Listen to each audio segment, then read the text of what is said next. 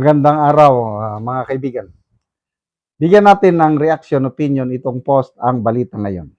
Matibag, pinapasuspindi rin si SP Cayetano. Lalong umiinit ang tensyon sa Senado matapos direktahang bumelta si National Bureau of Investigation Director Attorney Milben Matibag kay Senate President Alan Peter Cayetano kaugnay ng anilay pagtakas umano ni Senator Ronald Bato de la Rosa mula sa Senado habang umiiral ang usapin ng ICC arrest warrant.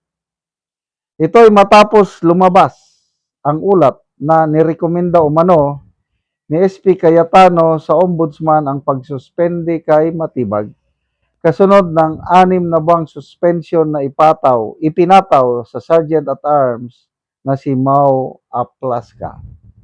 Dahil dito, diretsahang kwestiyon ni Matibag kung bakit siya umano ang pinapanagot ngayong ayon sa kanya, may command responsibility rin umano si Cayetano sa nangyari sa loob ng Senado.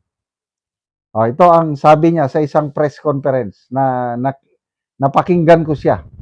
Sabi niya, I'm the head of the NBI kaya dapat daw suspindihin ako. Kung ganun po yung magiging basihan, ang unang sususpindihin dapat si Senator Alan Peter Cayetano dahil command responsibility niya si Senate Sergeant at Arms. Matatanda ng isinilalim noon sa protective custody ng Senado si Senator Bato de la Rosa matapos ang tensyon kaugnay ng umano'y ICC-related arrest operation. Gayunpaman, napaulat kalaunan na nakaalis din si de la Rosa mula sa Senate premises noong madaling araw ng Mayo 14. Wala pang reaksyon mula kay SP Cayetano kaugnay ng huling pahayag ni Matibag. Okay. So, sinuspende si Senate Sergeant at Arms Mau Aplaska dahil kapangyarihan daw yon ng ombudsman. Kaya lang maraming kumu-question, wala daw siyang kapangyarihan ang ombudsman. So, ang Senado ngayon, pinag-aaralan ba pa nila yung legal option tungkol sa suspension order laban kay General Aplaska. Baka, opinion ko lang ito, baka posibleng magsasampa ng petisyon sa Korte Suprema ang Senado tungkol nito dahil nga sa opinion ng mga abogado na walang kapangyarihan ang ombudsman pagsuspende sa Senate Sergeant at Arms. Okay. Dito naman sa pagsuspende di umano kay Matibag, ang alam ko correct me if I'm wrong, may kapangyarihan ang ombudsman na suspindihin ang NBI director dahil appointed official siya. Kung gusto. Kailang kung ayaw, ay wala talaga. Pagdating naman sa Senate President, pwede bang isuspend? Sino ang makasuspend sa Senate President? Yan ang tanong. Itong si Attorney Matibag, di ba abogado siya? Ang basic tanong yan is, pwede mo bang suspindihin ang isang senador? Yan ang tanong. Ang pagkakaalam ko, you can never suspend a senator. You can impeach. Correct me if I'm wrong. As a senator, dapat i-impeach mo. As a Senate President, ikudita mo. Kaya nga, bali-balita na kahapon, magkukudita, walang nangyari. Yun daw, incentive package at pananakot, hindi umubra. Yan ang pahayag ni Senator Amy.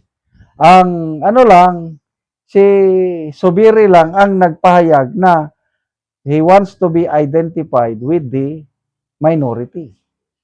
Kaya binabas na ngayon, marami na ang nadidismaya kay Subiri for announcing na kumampi na siya sa minority block ni Senator Soto. To me, okay lang yun. No problem yan. Basta importante, buo yung Brave 13. May nagsasabi na si Senator GBRC to, minority black na rin daw. Meron ding nagsasabi na hindi, independent pa rin. So ano ba talaga? Independent siya o sumama sa minority? But anyway, ito na. Magpasalamat tayo at nandyan ang brave 13 senators pinangungunahan ni SP Cayetano. Napakaganda yung kanyang statement ngayong araw. Nasabi niya, ang Senado under his leadership is willing to cooperate with anybody. Minority, Administrasyong Marcos, any stakeholders, as long as it is for the good of our country. Pag ang panalo ay taong bayan, why not? Magtulungan tayo, but, sabi niya, ito na ngayon, may patotsada. Huwag nyo kaming diktahan. Huwag nyo kaming hawakan sa leeg pagdating sa mga sensitibong usapin, lalo na pag constitutional change o yung charter change. Nako, pagdasal po natin, bantayan po natin ito. Gustong-gusto nila talagang patalsikin si SP Cayetano. Gusto nilang maibalik si Soto or I don't know kung sino pa yung Soto ang pinaka-the best na ibalik nila dahil kung ano ang kagustuhan ng powers that be sa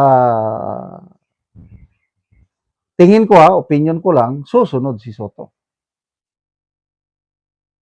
Anong gusto ng powers that be? Charter change. Term extension ng mga senador at mga kongresista. Yan po ang pangako nila sa impeachment ni VP Sara na huwag kayong mag-alala. Bumoto lang kayo sa impeachment, pabor sa impeachment. Kasi nga, ang plano is term extension.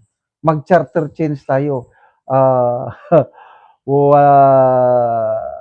Basta, yung original plano nila, gusto nilang isakatuparan ulit. Kasi nga, nakikita nila na sa impeachment ni VP Sara, matatalo sila. The only way na mapigilan nila ang pagpresidente ni VP Sara is charter change. Kasi kung magkaroon ng change of government from presidential to parliamentary, nako, wala na pong eleksyon ng presidente. Ang eleksyon lang is mga kongresista o members of parliament. Ang mga kongresista na natin ang boboto kung sino ang prime minister. Kaya wala na pong pag-asa si VP Sara magpresidente kung matutuloy ang plano nila na charter change. Salamat mga kaibigan sa inyong pagsubaybay sa channel na ito. Nakakatulong kayo ng malaki sa tribong Talanding ng Bukidnon dahil ang sweldo natin sa channel na ito is pantulong po sa tribo. Namimigay tayo ng libreng yero at pako para makapagpatayo sila ng mas maayos na tirahan. Panoorin nyo ang video na ito. Una si Angkol ang natagaan og gero. Salamat daw nga tabangan siya og sin. Sandig. So bisandig lang ni Angkol ang gero. So muna ni ang itsura sa iyang balay. O karon mo na ni ang itsura sa balay ni Angkol sa tagaan ng Bugero. So mga buslot-buslot na gyud gipang tapakan lang gani ang uban. Tapak-tapakan ko rin. Makita gid nato nga kuan na gid kaayo ang iyang hero.